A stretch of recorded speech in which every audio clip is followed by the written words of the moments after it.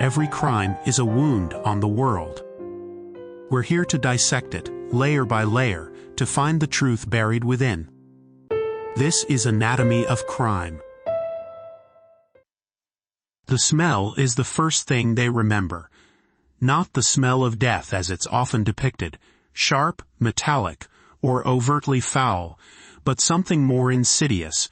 It was a heavy, damp, cloying sweetness.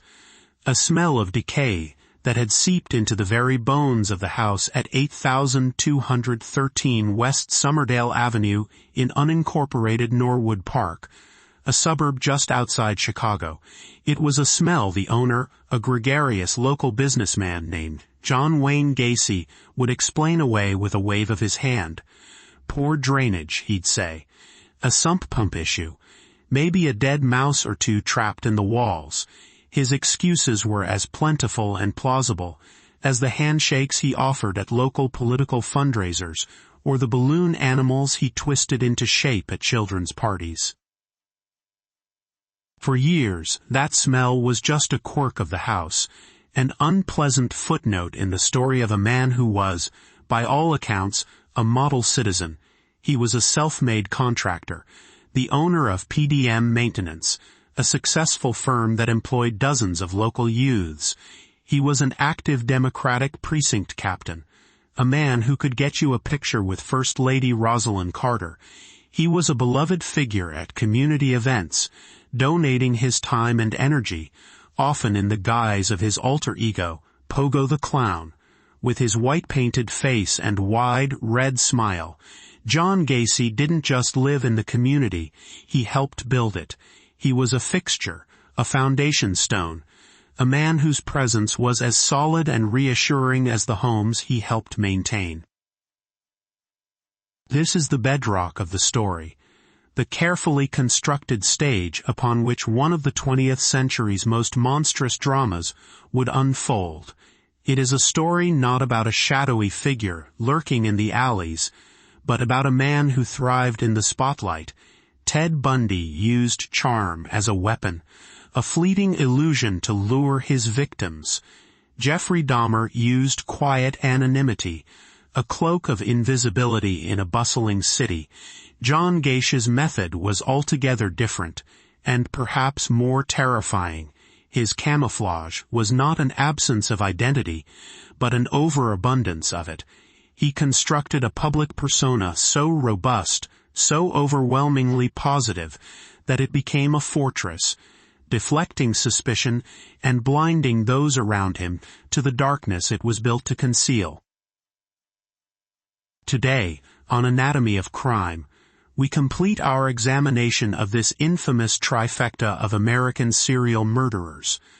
We move from Bundy's twisted charisma and Dahmer's psychological abyss to the man who hid his crimes not in the wilderness or a desolate apartment, but directly beneath the feet of his friends, his neighbors, and his wife. We will not merely recount the horrors that took place on Summerdale Avenue.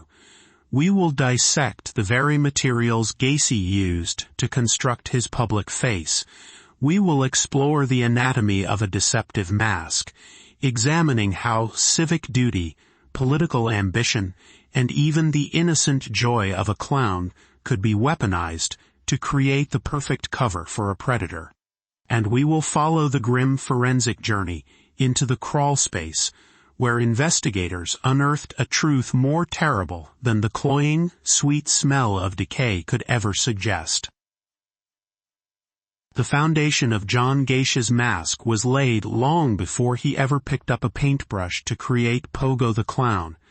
It was forged in the crucible of a deeply troubled childhood in Chicago. Born in 1942, he was the son of a man, John Stanley Gacy, who was the archetype of the tyrannical 1950s father. An auto mechanic and a decorated World War I veteran, the elder Gacy was a violent alcoholic who ruled his home with an iron fist and a leather belt. He subjected his son to relentless physical and psychological abuse, frequently beating him for the slightest perceived infraction. but the most damaging abuse was verbal. He constantly derided his son as a sissy, a faggot, and a failure, instilling a deep-seated sense of shame and inadequacy that would fester for the rest of his life. Compounding this was a series of health issues.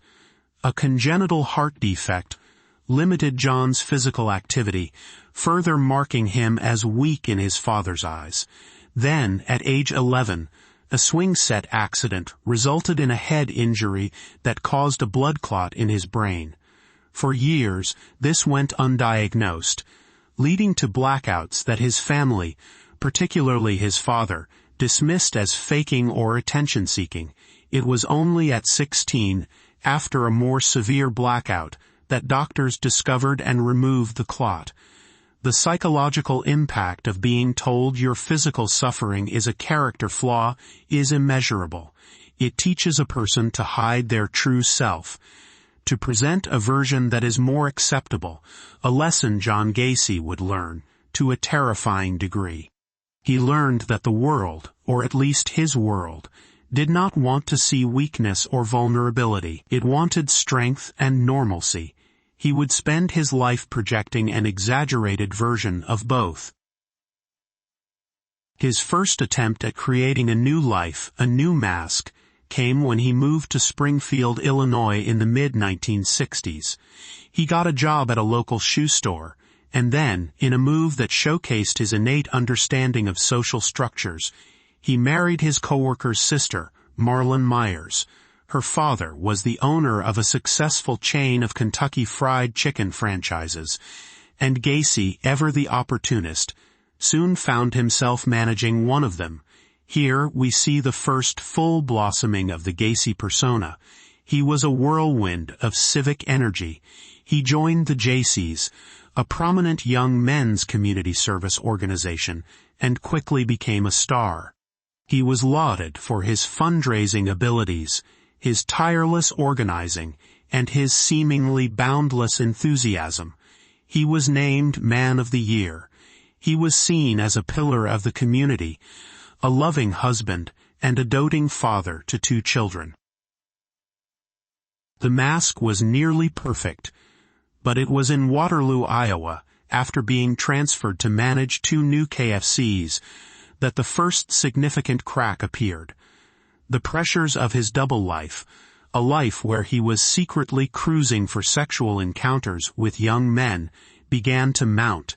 In 1968, he was arrested and charged with sodomy for coercing a teenage male employee. The community was stunned. The man they had celebrated, the energetic civic leader, was a predator. The mask had slipped, revealing the ugliness beneath. He was convicted and sentenced to 10 years in the Anamosa State Penitentiary.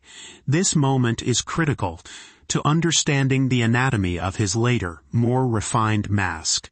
For Gacy, prison was not a place of rehabilitation.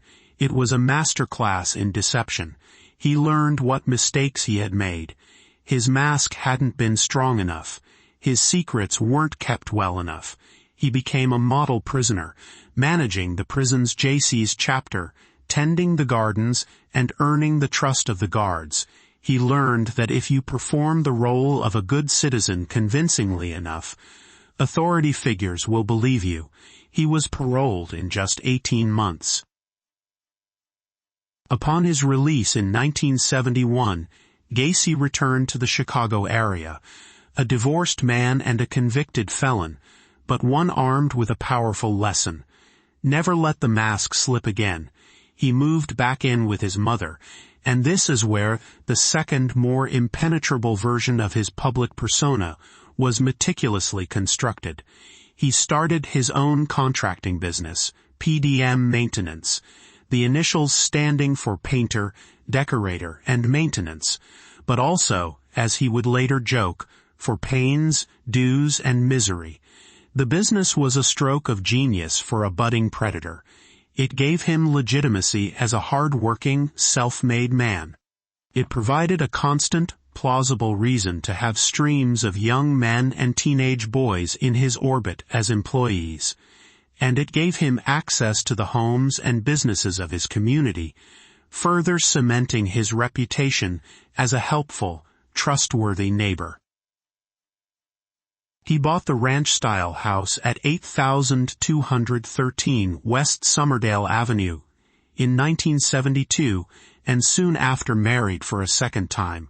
With a home, a wife, and a thriving business, the mask was back in place, stronger than before, but he wasn't content with just being a businessman. He craved the public adoration and influence he had enjoyed in the Gacys. He found a new outlet in local politics, becoming a Democratic precinct captain. This was not a minor role. Gacy was an effective, energetic political operative. He organized rallies, got out the vote, and was known for his spectacular annual block parties, where he would roast an entire pig and glad hand with local politicians and police officers. He was on a first-name basis with the powerful. He had his picture taken with the First Lady. This political involvement was a masterstroke of camouflage. It wrapped him in a cloak of civic authority. Who would suspect a man so deeply embedded in the system? A man who literally worked to uphold the community's structure, of being its most terrifying threat. The final and most infamous piece of the mask was Pogo the Clown. Beginning around 1975, Gacy began performing at children's hospitals, charity events, and local parties. He designed the costume himself, creating a character with a pointed white hat, a ruffled collar, and a signature makeup design with sharp, crew-looking points at the corners of his mouth, a stark contrast to the rounded, gentle features of most clowns. He would later tell investigators that a clown can get away with anything. It's a chilling statement that reveals the predatory calculus behind the persona. The clown suit was the ultimate disguise.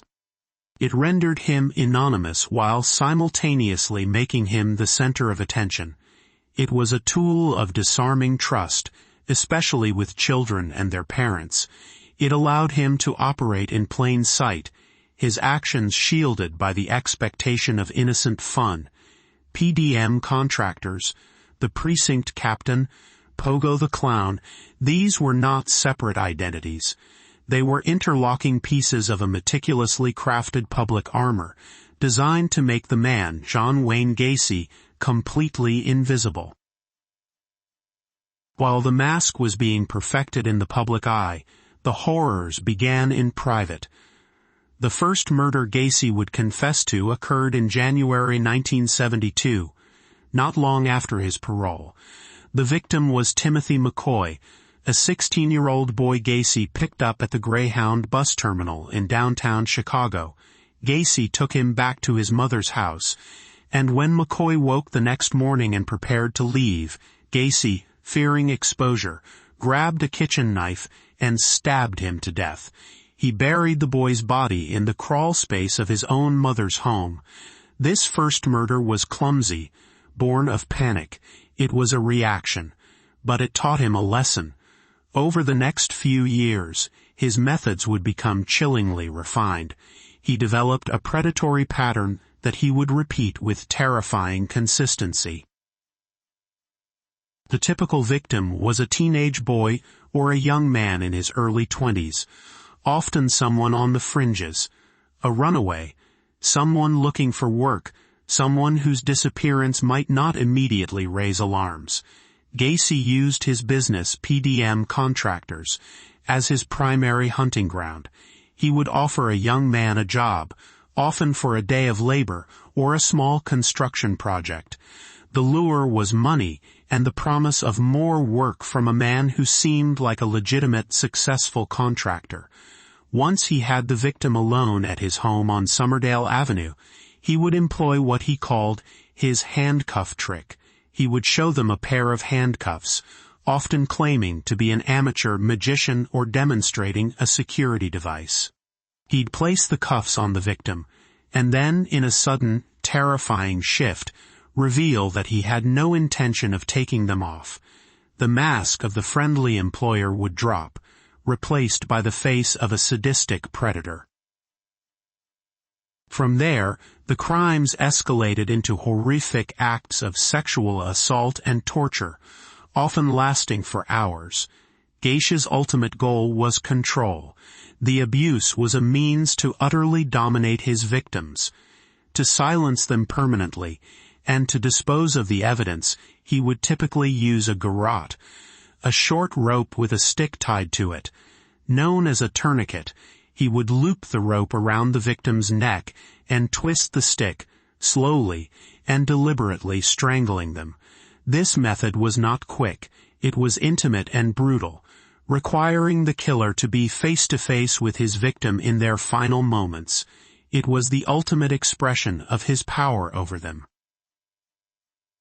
After the murder, the problem of disposal arose. His first victim after McCoy, whose body was still in his mother's crawlspace, was John Butkovich, a 17-year-old employee, killed in July 1975 at the Summerdale house. Gacy buried him in the garage. But as the murders became more frequent, he needed a more systematic solution. He discovered that the crawlspace beneath his house was the perfect hidden graveyard. It was easily accessible, private, and large enough to hold many secrets. He would dig trenches in the damp, sandy soil, place the body inside, and often cover it with quicklime, believing it would accelerate decomposition and mask the odor. It did the opposite. The lime actually preserved the bodies, saponifying the fatty tissues into a waxy substance called adipocere, a fact that would become crucial for later identification.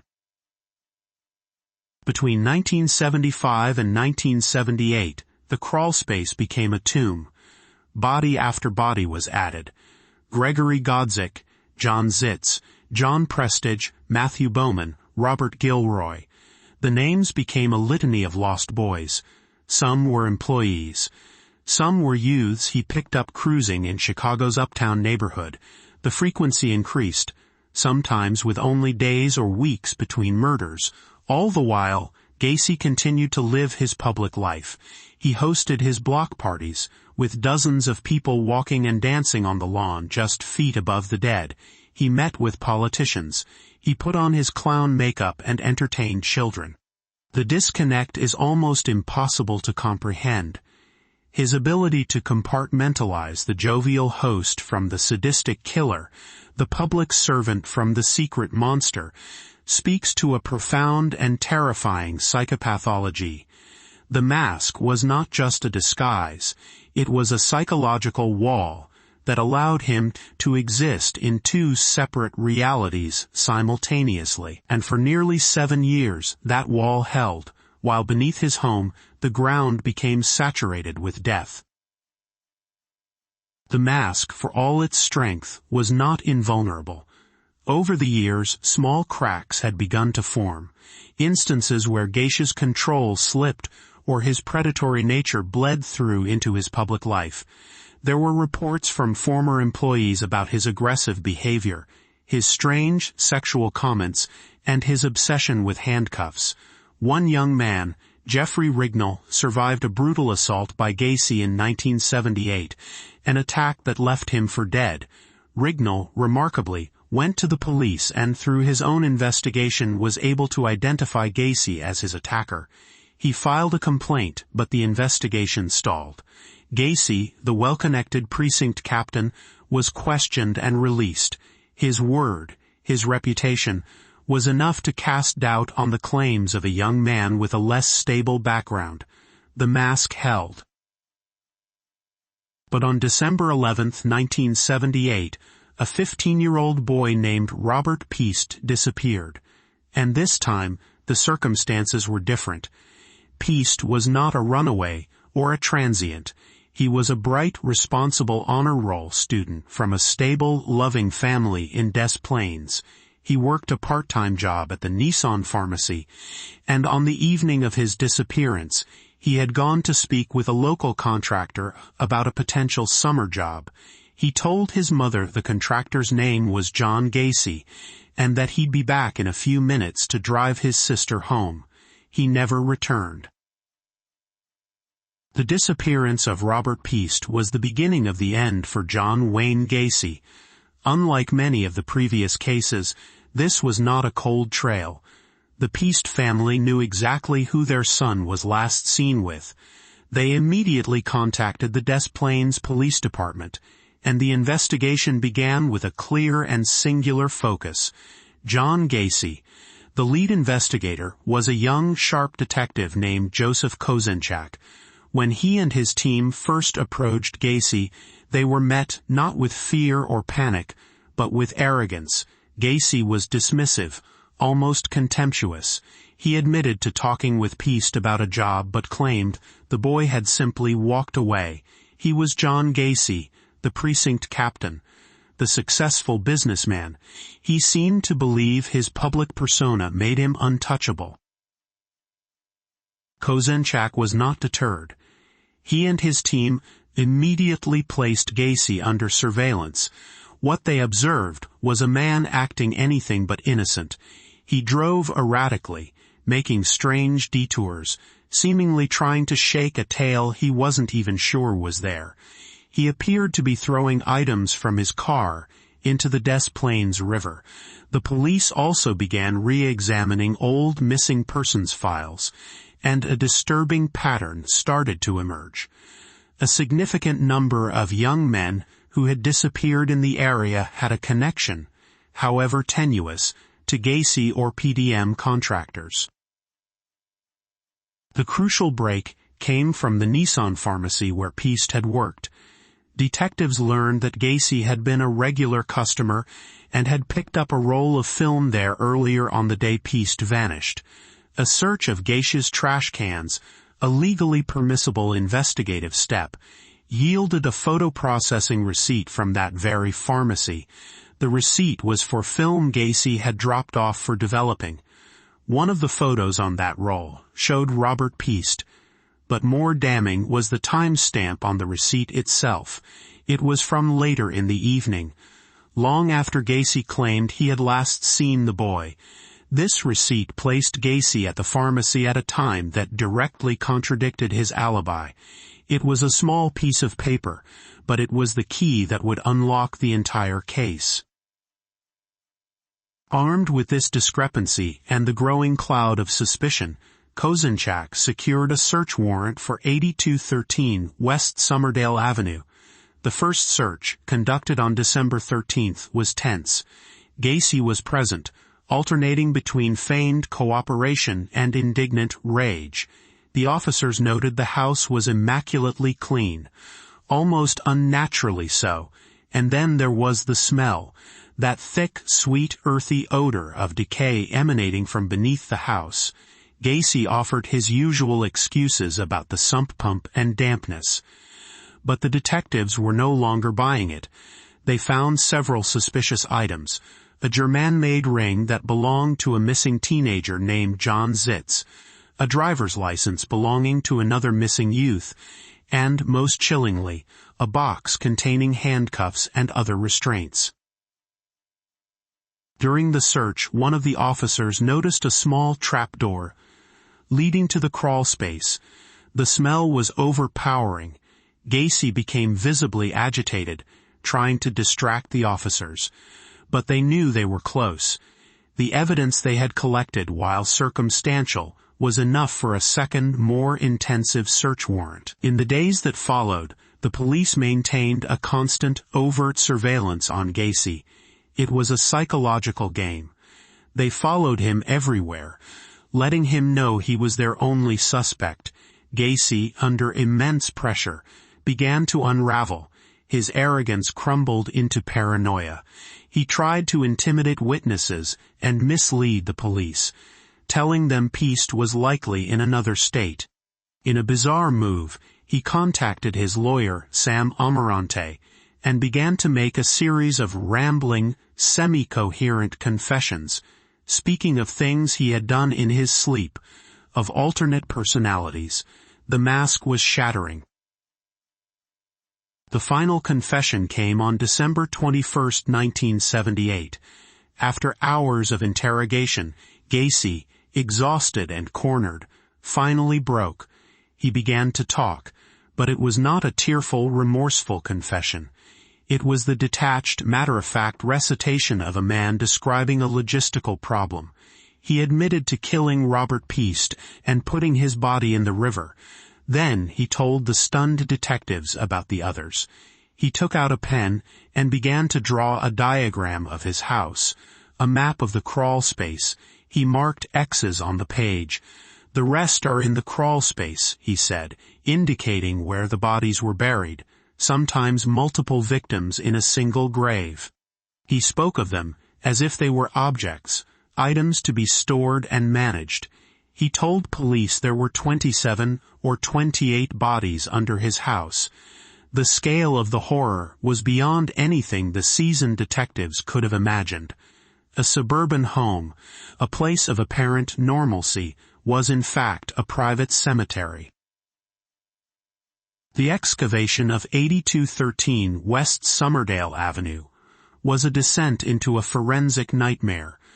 The task was not just to recover bodies, but to do so in a way that preserved evidence for a future trial, and, just as importantly, allowed for the identification of the victims to bring some measure of closure to their grieving families. The operation, which began on December 22, 1978, transformed the quiet suburban street into a media circus and a scene of unparalleled grim discovery. A command post was set up, and the house was sealed off. The team that entered the crawl space faced conditions of unimaginable horror. The space was tight, only about 3 feet high, and the air was thick with the stench of decomposition, lime, and damp earth. The recovery was a slow, painstaking process. Investigators, working in shifts and wearing protective gear, used small shovels, trowels, and even their hands to carefully excavate the soil. The first body was found within hours, confirming Gacy's chilling map. Then another, and another. Some graves contained a single victim, while others held 2 or 3, intermingled in the dirt. The presence of the quicklime had, contrary to Gacy's intent, created a bizarre state of preservation, turning the bodies into a hard, waxy substance that retained some of their form but made removal incredibly difficult. The team had to work with extreme care, documenting the location of each discovery, photographing the remains in situ, and searching for any associated evidence, clothing, jewelry, or personal items that might aid in identification. As the number of recovered bodies mounted, the full scope of the logistical and scientific challenge became clear. The Cook County Medical Examiner's Office was overwhelmed. They brought in renowned forensic anthropologist Dr. Clyde Snow, a man famous for his work identifying human remains, from the skull of Joseph Mengele to the victims of airline disasters. Dr. Snow and his team set up a makeshift morgue and began the monumental task of creating biological profiles for each set of remains.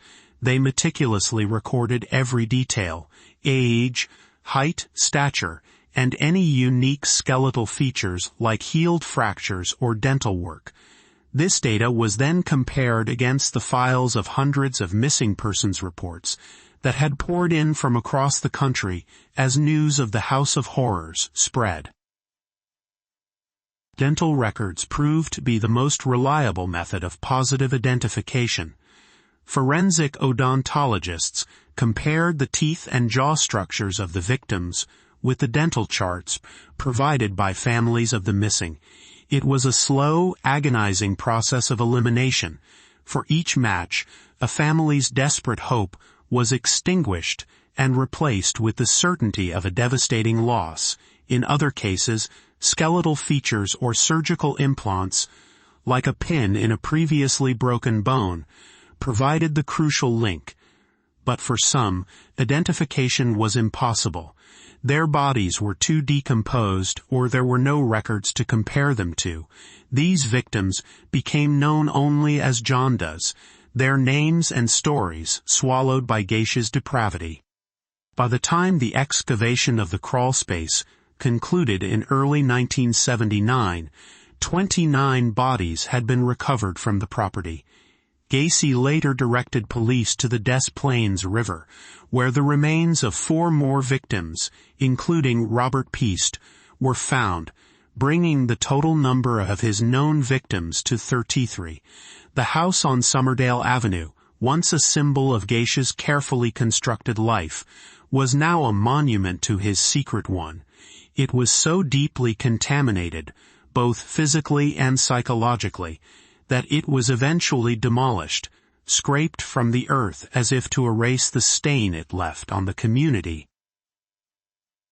The trial of John Wayne Gacy began in February 1980 and was a national spectacle.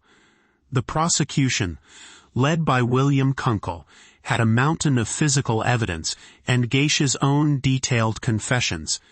The defense, led by Sam Amarante, had few options. Their only viable strategy was to argue that Gacy was not guilty by reason of insanity. They presented a narrative of a man suffering from multiple personality disorder, a man driven by uncontrollable compulsions he could not understand. They argued that it was not John Gacy, the respectable contractor, who had committed these murders, but a dark alter ego named Jack. They brought in psychiatrists, who testified to Gacy's deeply disturbed mind, pointing to his abusive childhood and a psyche fractured beyond repair. The prosecution methodically dismantled this defense. They presented Gacy not as a man out of control, but as a cunning, meticulous planner. They highlighted the systematic nature of his crimes, the luring of victims, the use of the handcuff trick, the deliberate method of murder, and, most damningly, the careful, organized concealment of the bodies in the crawl space. These were not the actions of a man in the throes of a psychotic break. They were the calculated steps of a predator who knew exactly what he was doing and took great care to hide his crimes. They pointed to the construction of his public persona, the business, the politics, the clowning, as further evidence of his ability to plan and deceive. Kunkel argued that Gacy wore many masks, but insanity was not one of them. He was, the prosecution contended, simply evil. The jury agreed. After deliberating for less than 2 hours on March 12, 1980, they found John Wayne Gacy guilty on all 33 counts of murder. The following day, they sentenced him to death for 12 of those murders, the ones that had occurred after the death penalty was reinstated in Illinois. Gacy was sent to Menard Correctional Center's death row, where he would spend the next 14 years. During that time, he showed little remorse. He became a bizarre sort of prison celebrity, taking up painting, often, disturbingly, painting portraits of clowns and skulls, and selling his artwork for high prices. He gave interviews in which he alternately blamed the victims and claimed he was a victim himself. A man misunderstood by society, he maintained his innocence to the end, a final desperate attempt to keep a mask in place, even as the walls of his cell closed in. On May 10, 1994, John Wayne Gacy was executed by lethal injection. His reported last words were a final act of defiance and contempt. "Kiss my ass." The sentence was carried out, but the story did not end. For the families of his victims, the pain would be lifelong. And for 8 of his victims, there was still no name, no identity. They remained jaundiced, their cases a lingering open wound.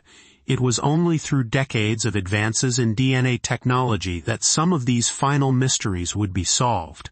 In 2011, the Cook County Sheriff's Office reopened the cases of the 8 unidentified victims, using modern forensic techniques to finally give them back their names. Slowly, one by one, some of the jaundiced were identified, bringing a bittersweet and long-delayed closure to families who had waited over 30 years for an answer. In the grim pantheon of American serial killers, John Wayne Gacy occupies a unique and uniquely disturbing space. Ted Bundy's mask was one of seductive charm, a handsome face that concealed a void.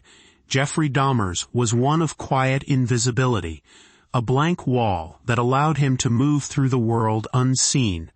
But Gacy's mask was different. It was not built on charm or anonymity, but on the very pillars of community life. He didn't hide from society. He embedded himself in its very center. His mask was one of boisterous, overwhelming civic participation. The anatomy of his deception was architectural. He built it layer by layer, with the same methodical care he used to run his contracting business. The foundation was his image as a hard-working, self-made man. The frame was his political activity, which gave him power, influence, and a protective shield of legitimacy. The facade was Pogo the Clown, a disarming and brilliant piece of misdirection that used the iconography of childhood innocence as a predatory tool.